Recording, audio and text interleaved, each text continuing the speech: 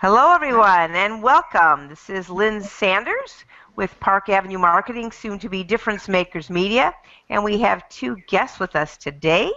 One is, you want to introduce yourself? Tiana Cove.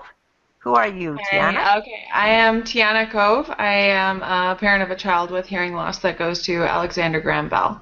Thank you. And And we have Sandy Mosetick. And Sandy, can you tell us your background, who you are? Yes, hi, I'm Sandy Mosetick. I'm the board president of Alexander Graham Bell Montessori School. I am also the parent of a deaf child who went through our program, and she's now graduated with her master's from Rochester Institute of Technology in New York, and now I continue to work at the school to help other kids have cued speech the way my child did. Great, thank you. Well, I'm just going to give a little opening here to everyone who is listening to the replay. We're going to be talking today about cued, that's C-U-E-D, cued speech, and the impact it has on the lives of deaf students. And we're also going to be talking about a very unique Montessori school in the nation. It's the Alexander Graham Bell Montessori School in Wheeling, Illinois, and as far as I know, it's the nation's only Montessori school mainstreaming deaf and hearing children together through the benefit of cued speech. Is that correct, Sandy and Tiana? Am I right with that? Yes, very much so. Okay. You know, I just a little background. I actually got introduced to cued speech and A.G. Bell Montessori many years ago. I was giving away my poetry writing services at a fundraiser for my synagogue. And what happened was the woman who picked that up was a woman named Marianne Lockman, and she wanted me to write a poem about her son Ben's bar mitzvah. And I said, as I would ask anyone, well, tell me something about your son. And she said, well, I'm very proud of him because he's speaking in English and Hebrew, and he happens to be totally deaf. And I was just shocked. I thought, how is it possible that someone who is deaf could speak in English and Hebrew? So then she told me that she had founded this school, A.G. Bell Montessori, and I was so interested I asked her if I could visit it, and that's really my connection, how I heard about cued speech, which I'm going to let our guests explain. And I'm still kind of amazed that most of the public has never heard of it. So let's first start out with a conversation about what exactly is cued speech. So let's start with Tiana. You're a parent. Would you share with us your thoughts about what is cued? Well, I can give you my personal view of it. Sandy's actually the one who was the first person who taught me how to use it. Oh, so maybe we should defer to Sandy. Maybe we should talk to Sandy about the definitions. Okay, Sandy, can we take it over from you? Yes, sure.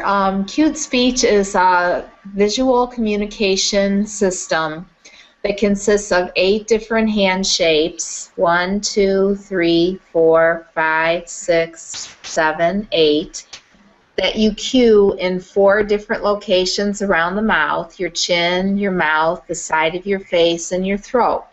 The hand shapes represent consonant sounds. The locations are where the different vowel sounds reside. Basically, as you speak, normally you don't use cues, and a deaf child can't hear perfectly, even with a cochlear implant, and they can't always visually distinguish either the sounds that you're speaking as you speak clearly. So the cues help to 100% accurately disambiguate or clarify the sounds you're making. You take each consonant hand shape and you cue it in the vowel position, and you're cueing consonant vowel syllables as you speak. So everything is made 100% visually accessible. You can cue in any spoken language. Basically, it's been adapted to 64 or more different languages. So just like you said, your friend's son learned English and Hebrew. My daughter learned English and Hebrew and Spanish. You can learn any language through cued speech. And so, for example, there are many sounds that look exactly alike on your mouth. So if a deaf child is trying to distinguish, like if they can't hear perfectly, if you say like the words met, bet, pet, meet, beat, peat, mit, bit, pit, you can see they all look exactly alike on the mouth. Right. But like the 5 hand shape is a the 4 is a b, and the one is a P. Looks just like E, but is on the chin, and E is at the corner of the mouth. So if you cue met, meet, you know it's it's different. Is here, E is here. If you want to say met or bet or pet, it looks different because, so basically, as you're speaking, you cue everything you say. And it's all distinguishable, one sound from another. And the deaf child basically learns language the same way a hearing child learns it, but instead of just through hearing, they're doing it through visual and hearing, and they just learn language just naturally from the environment, from people around them cueing, and in addition to speaking. And it doesn't replace technology, or it works in conjunction with and is very helpful in helping the deaf child get the most out of like a cochlear implant or a hearing aid, because what you're seeing is matching exactly what you're hearing. Wow. That's excellent. What a great explanation. You know, I wonder, go ahead, Tiana. Sorry, just one thing.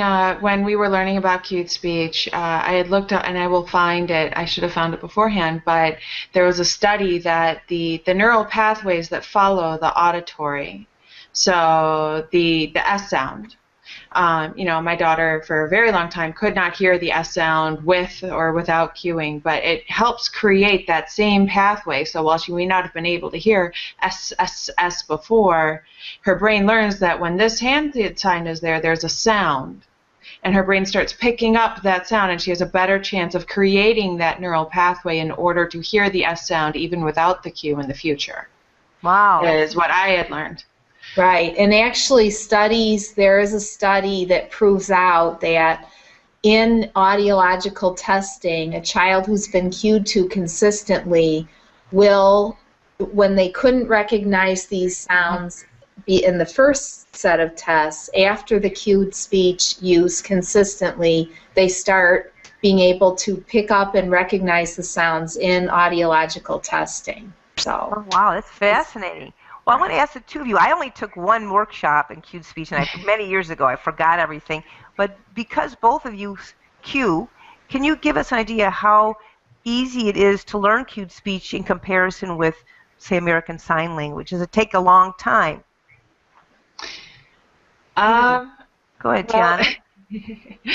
I'm not the best at it, and I'm still cue shy. If I'm around someone like Sandy or Carla, I don't do it. But when I'm with Belle, it is. See, I am always cue shy. But it's okay. What a big thing is that it takes a while to be able to do it quickly and speak in a rapid voice, but by starting early, we brought Belle to AGBMS when she had just turned 3. She didn't get her hearing aids until she was 18 months, and we had tried a purely oral route before then, and that did not work for her. She needed a visual component to her language, but starting with Belle and starting with a starting vocabulary, so when your child is really young, she doesn't need to have a paragraph of explanation of what's going on. She just needs to know that's a cat. That's it, And so you're learning language at the rate that your child is.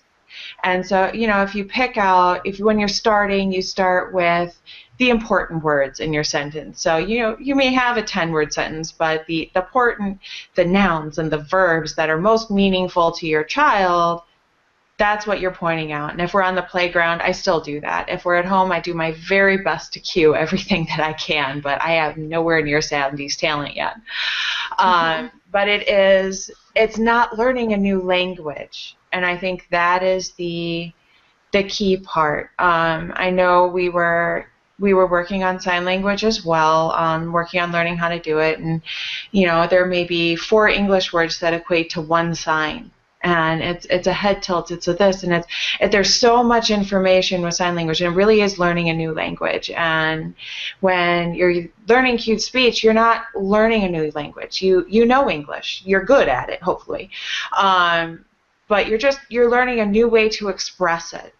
And and the kids that are learning it don't really express it, but they understand it. So if just this last weekend, we were at the playground, and words that I know she can hear and she couldn't hear because it was so windy, and the wind and the hearing aids, and it made it hard. And so I looked at her and I started cueing to her just, all the basic playground, this is really the last time on the swing. She got it, and she's like, okay, fine, I'll get down now, fine. But it really, and I lost my train of thought there. So basically, you can cue, even if you don't feel you're fluent, you feel like you can cue the main words. And did it take you a long time to feel comfortable with cueing? I am with my child, no. With my child and with other children, it did not take me long to feel comfortable. It's just, when people are much better at something than you don't really, explore it too much. But I have no problem teaching it to my parents. I have no problem showing her swim teachers or her other teachers the words that they need to know, and then they start to pick it up. And so she had a swim teacher last year that, I started showing her, and within a month she had enough cueing that she could cue an entire swim lesson to Isabel. Wow, that's amazing. And so, it is you can learn it very quickly. How about you? It just, Sorry, Sandy, go ahead. Yeah, I can tell you the normal pattern. First of all, the way I learned it, I went to a mini workshop, and I was introduced to it, and the system was explained to me. I took a 2 or 3 hour workshop. I went home and I finished memorizing the system because it's 8 hand shapes. There are 44 sounds in English, so you have to memorize, the consonants and vowels that add up to 44 sounds. And then, like Tiana was saying, you have to start practicing with them and getting used to putting it all together for your child. And you have the luxury of more time when you have a very young child. You don't have to learn all the high level words and vocabulary. You start getting more fluent with those as your child gets older. But basically, it takes the average person 10 to 20 hours of instruction to learn the system. Then it takes 2 to 3 weeks to be able to cue fluently but slowly any words that in the English language, any sounds, and 2 to 3 months to be up to like a normal conversational speed. And if you want to be, really fast and be a transliterator and, work with adults, it might take more like a year. She's right. Like, I remember when I first learned, at home, I could cue great to my daughter. Anything I could say, anything she needed to that we needed to talk about at a 3, 2, and 3-year-old level, I could say fine. But at the time, I was on the National Cued Speech Association board. I was a director on the national board. I would go to those meetings, and there would be deaf adult cuers, and I had to cue to them. Oh my gosh, it's a little scary. Just like if like comparing it to sign language, because sign language is a whole different language, it takes 2 to 3 years to learn all of the signs that you need to know to communicate in that language, where the whole language is at your fingertips. With cueing, it only takes a couple days to memorize the system and a few weeks to get fluent. Then you can say anything in the whole world that you know in English. So it's an easier system for parents to learn. Plus, it's more than just how easy is it to learn, because if you gave me the gift of knowing sign language overnight even, it still doesn't serve the purpose of providing access to English words to your child. And the whole point of having access to English words is so they can be literate. Not only can they be literate, but if you know a language and then you're listening with your implant or your hearing aid, if you know English, you can understand what everyone around you is saying, even if they're not cueing, because you get some input from your hearing and you know the context, you know the language. So it's very key for a young child to learn English and know English. That makes them able to function in the hearing world, even if people don't cue or sign or whatever. So, Right. so it's not just is cueing easier than sign, it's that it gives you access to English and allows you to be literate.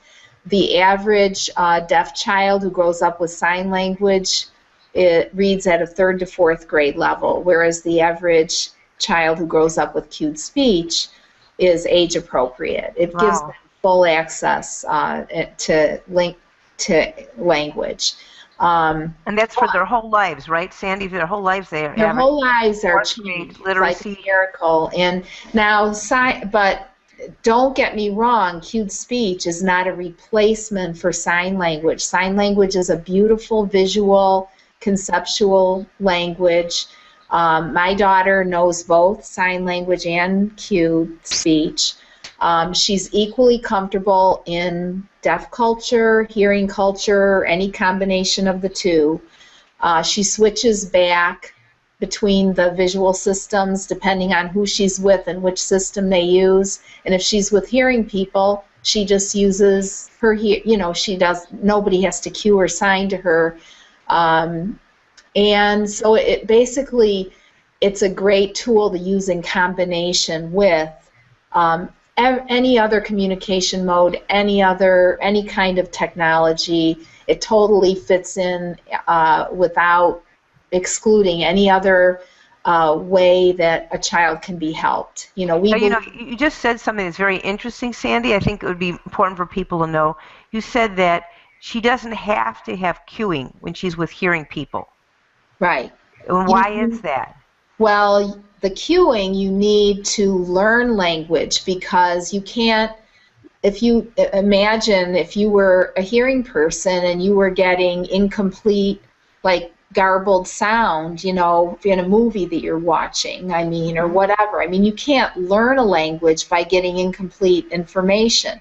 But once you know the language really well, then you are able, I think I once heard a professional speech pathologist give a talk on something called the articulation index. And if you understand 10%, if you can hear 10% of the sounds of spoken English and you already know English, you can understand 80% of what's being said in a conversation. Where if you can hear 20% of the sounds, you can understand 90% if you already know English. If you don't know English, you're lost. Right. And so, yes, a deaf person who is very fluent and knows English and has grown up with cued speech, they function very well in a regular listening environment. Of course, they function better if the person is cueing, or if it's a very quiet room. There's lots of factors. They have to, if they can see your face, all these things help a deaf person to be able to function without signs or cue. Yeah. Well, let me ask Tiana a question, because that was very helpful, Sandy. Thank you. The other part is that I know that with cueing, you learn sentence structure and grammar so that your language skills are very high, because you're learning the same vocabulary, grammar, sentence structure. I'd like to ask about your personal experiences. Tiana, you said you brought your daughter to the school at age 3. Is that correct? Just before her 3rd birthday we did. So what transformation, what benefits have you experienced having your daughter at AGBMS Montessori? Okay, so before we started at Alexander Graham Bell, she did not she was very frustrated. She could not communicate. She could not really understand what I was saying, and she passed her sound field test 3 times because she is an expert at reading people's expressions and body language and everything else, and she knew what they were doing, and she figured it out, and she was 6 months old. But she still did not have a lot of communication with the people around her, except for the body language and facial expressions. And before we started, I guess my favorite story with it is before we started at AGBMS, about a month before, we would be sitting at the dinner table, and it would be, you know, in order to be able to get down from the dinner table, she would have to either say all done or sign all done, or, you know, just something that would say, I am trying to communicate with you that I am all done. And one night it was about 20 minutes of her just sitting in her chair, rigid, you know, just did not want to do this. You know, she's a toddler. She was in her terrible twos, you know. But a couple months after she started there, Carla, who is the head of deaf services there, spent forever, you know, above and beyond what we ever expected with Isabel, and just bombarded her with cute speech and language, and just gave her the opportunity to you know, be a kid but still be learning. And, you know, they understood, you know, she needed time with sensory stuff. She needed time to be on her own. So you're bringing the Montessori component into this too, where it's child-led. It wasn't somebody trying to tell her, this is how you should do this, which does not work with my stubborn child. It was, how do you want to learn this?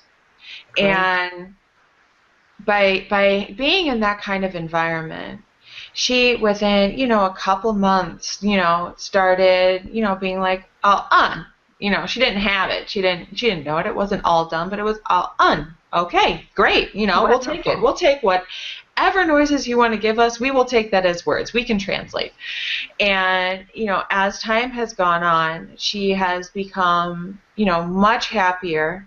Her frustration levels, her meltdowns, everything has decreased, and she is spontaneously using language now. This is pretty recent. This is in the last, she's been there for about a year now, and now she, you know, she looks up at you all throughout Christmas. It was, wow, oh boy, wow, you know, like, just so excited, and she could express it beyond just smiling. You know, she could say, this is awesome, or uh-oh, or, you know, thank you. You know, I know this sounds silly, but to have your child look at you and go, you know, you gave me what I wanted. Thank you.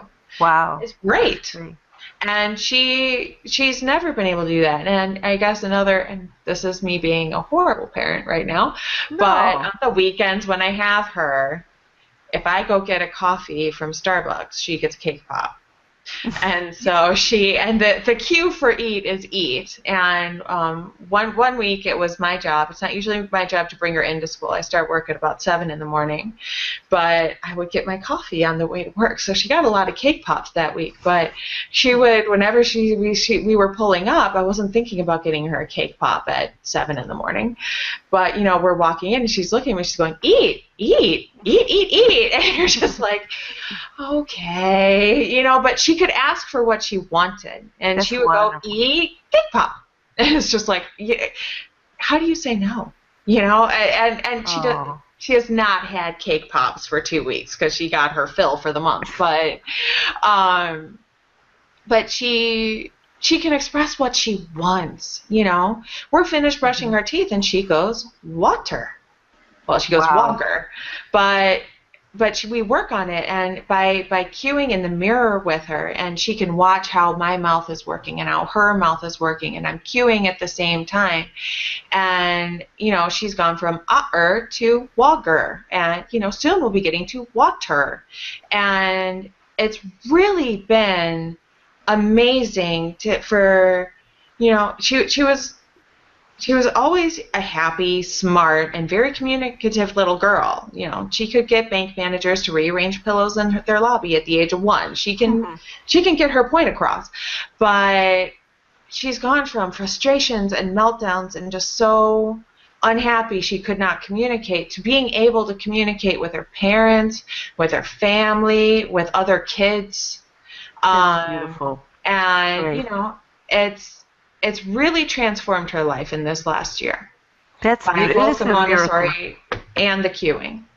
So, wow. Sandy, you have a very good school. Yes. I wanted to hear Sandy's story as well, because I think this is really important. You know, most people as I found, even over the years, have still never heard of cued speech. They think it's a language. They don't understand that it's a method, as you've explained very well, both of you, to understand language through hand shapes and positions around the mouth. And now to talk about the stories is so interesting of the impact in people's lives. I'd like you, Sandy, if you can remember back to when Rachel was young, because she's now grown up, when she first learned cueing. Can you just share with us the impact it made on her life, and even to when she graduated from college? Sure. With Rachel, we found out about cued speech when she was about 18 months old. She had no spoken language. She had about 600 signs because she was diagnosed when she was a year old, and we only were told about sign language. But she, like I said, she had no words at all.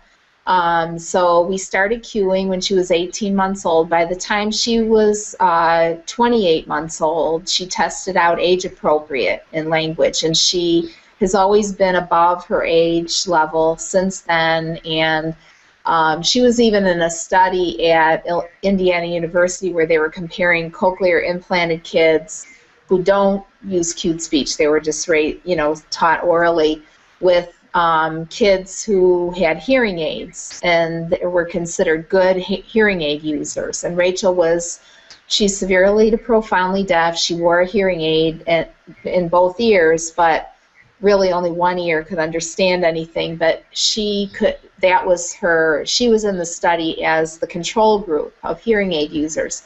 They followed her every 6 months for a while, starting when she was 2, and then all the way up to age 12. At which time, they dismissed her. They said, you don't need to come anymore. She's topped out on every scale that we have for vocabulary and language. But all through the study, they always showed me her results at the end, and she was way above the cochlear implant users even in her language. She couldn't hear as well as the cochlear implant users. So they were doing better with hearing, but her language was way above both sign language and oral kids who use cochlear implants. When she was in high school, she went to AGBMS Montessori up until 6th grade, and then she went to the local junior high. She had a cued speech transliterator who went with her to classes. And then in high school, she had a transliterator. In high school, she learned Spanish, and she scored in the 99th percentile for a national Spanish exam 2 years in a row. When she took it, I think she took it her sophomore and junior year, something like that. Then she had a perfect grade point and took a lot of AP classes. She was at Deerfield High School. It's a really, very good high school, competitive high school. Then she went to Rochester Institute of Technology in Rochester, New York. By that time, she knew sign language and English through cued speech, and they really fought against providing her with a cued speech transliterator. So basically, she went to her classes using real-time captioning called C-Print, and sometimes sign language interpreting. But she graduated with her master's last May with a 4.0, and currently she's working with, she has a job as an environmental scientist with the Air Force as a civilian employee. She lives in Colorado Springs. She just got married last October. She has a hearing husband who learned how to cue immediately as soon as he had his sights set on her. And at her wedding, he cued his vows, and everybody was like in tears, including me. Oh, wow. And she's in very good hands. But anyway, my daughter, now she's in the struggle to get appropriate accommodations at work. Pretty much she just gets by auditorily, but she's fighting now for an FM system so she could do better with meetings. It's a little hard. One-on-one is easier when you're deaf. She has an implant now in 1 year. She got that when she was 15. in her worst ear, and that really has helped her a lot with her hearing. And her speech improved a little bit, you know, when she got her implant as well. So. Oh, thank you. That's really a wonderful story. You know, Yeah, could I just tell you, though, Yes. since I've been with the school in the function of the board president and the board member for many years, I've seen lots of other kids come and go through the school, and I've just seen miracles that, you know, people will hear about it and say, well, that's impossible. And a girl that came to us when she was 5. She only knew some sign language. She had no English whatsoever. Her mom drove her all the way in from Milwaukee every day. So it was like a 2-hour commute each way. I'm sorry, Madison, Wisconsin. Wow, Oh, that's my 2 goodness. hours each And way. her mother worked it locally as a transliterator while her daughter was at the school, and then she would drive her back. Well, by the time she was 9, she was scoring in the post-high school range in all of her subjects on the SATs, and her mother took her back to her home school, and she went back, you know, and she's completed college. She was my daughter's age, you know. She went to University of Wisconsin, Milwaukee. She learned Chinese in college through Cued Speech, yeah. That's amazing. We've had all kinds of stories like that at the school, so... Do you have, I would like everyone to know this, the school website, agbms.org. Does it have, I know you have all kinds of information on there. Are there any stories that people could find, or is there there's information about the school? You know, I'm wondering, are there testimonials? Because I know there have been many, many, as you say, miracles in the lives of students. I don't know how many, I know we have some, like, brief testimonial quotes, but if anyone wants to speak with any of the parents who are parents of alumni, or even directly communicate with our alumni about anything, any questions they have, that, you know, about any age, you know, like what it's like in, you know, college, or if you use Cued Speech or whatever, certainly they can contact the school, and we would be happy to put them in touch with the real live, you know, the parents that have gone through this already. Why don't you tell us the phone number so everyone has it? They can write it down. It's 847-850-5490. Can you repeat that one more time? Yeah, 847-850-5490. Great. I want to switch over to Tiana, because I'd like to hear from her. You have, obviously, you've been newer to the school, you said, for the last year, year and a half, 2 years? 1 year. So 1 year, okay, because you're very knowledgeable. And Sandy, you can give us the broad perspective from having been there many years as board president. So, Tiana, can you tell us, why do you feel that, I want to switch to the topic of the school, as Sandy just brought up, why do you feel A.G. Bell Montessori is a special school, unique school? Why is it important for children? Do you mean for just the deaf children, or for all of the children? All, because I think it's very interesting that you have both hearing and deaf children learning together. Okay. Tell us your perspective as a parent. Okay. When Belle went there, and I know they do this for every student, that they are so focused on the children leading their own education, and in that way, it's the children are leading other children's education as well. So, but you know, my daughter, she's not, you know, the biggest fan of taking orders from adults, but if she's walking down the hallway and one of her peers says, oh, you know, I'm going to go do this now, do you want to come? She'll just be like, yeah. Even if we've been mentioning it for an hour, she would be like, yeah, I'll go do this with you.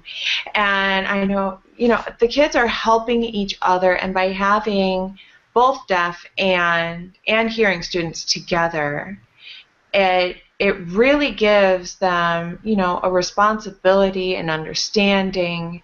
You know, the hearing kids learn to cue so they can speak to their deaf friends. You know, and there's such a sense of community amongst the children that, you know, kind of we are all in this together. We are here to help each other. You know, if I need help, I know my friends will help me. And I think that that is so important, like, especially, you know, you hear about bullying and, you know, like everyone is having so much trouble with school-age children, but every single time I've walked into that school, I've seen nothing like that. I have always seen, you know, one kid struggling with something, so another kid runs up and says, here, I know how to do this, let me help you. That's You know, wonderful. let me help you do this, let me help you do that. And I think that that's really raising children to be good adults.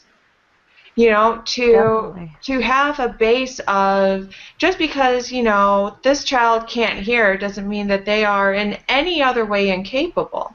Or just because this child doesn't learn how to read as well as I do, they are in no other way incapable, and it is my responsibility to help them. Wow, I love that. To teach them. And, you know, I had been in Montessori when I was a kid, not this school. I don't think it was around when I was a kid. And it was the same kind of thing, but, you know, back when I was a kid, they were telling the Montessori schools that, you know, they needed to have desk time before they sent their children into mainstream schools, and I think that really took away. But this one takes desk time, but makes it still a community effort, still child-led. You know, the teachers aren't there saying, you do this, you do this, you do this, now memorize this. The teachers are saying, well, what do you think went wrong there? You know, one of the teachers, I sat in on the elementary class last week, and one of her children came up to her and said, here, look at the book that I finished. And she said, well, I don't know if that looks quite right. Why don't you go check your work?